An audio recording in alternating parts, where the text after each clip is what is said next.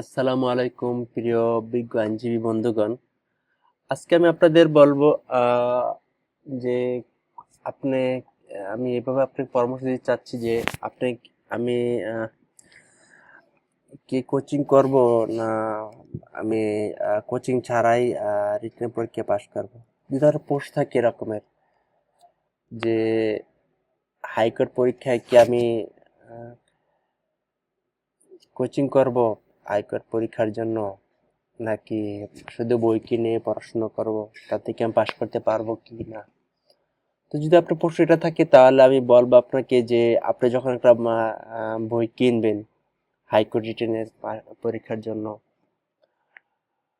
তো আপনি প্রথমে বোঝার চেষ্টা করবেন যে আসলে যে আমি পারবো কি পারবো না।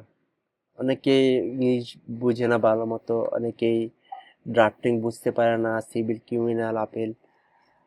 আমি অবশ্যই এই বিষয় নিয়ে একটা আলাদা একটা ভিডিও তৈরি করব যে আপনি এটা কতটা সহজ এবং কি কতটা কঠিন। মানে এই পরীক্ষাটা যে একটা আহামরি পরীক্ষা এরকমের না, খুবই সহজ পরীক্ষা। যদি আপনি বুঝতে পারেন কিছু ইংলিশ টার্ম, কিংবা আপনি যদি ড্রাফটিং পারেন, তাহলে আপনি এটা খুবই সহজ পরীক্ষা।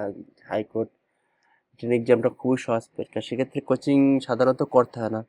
কিন্তু যদি এরকমের হয় যে আপনি ইংলিশ বুঝেন না, ঠিক মতো ইংলিশ বুঝেন না, আপনি ড্রাফটিং পারেন না, পোস্টও বুঝতে পারেন না, সেক্ষেত্রে তো আপনাকে করতেই হবে। যদি আপনি কোচিং করতে হবে, সেক্ষেত্রে যেহেতু আপনি বুঝতে পারতেছেন না, পাস করতে চান।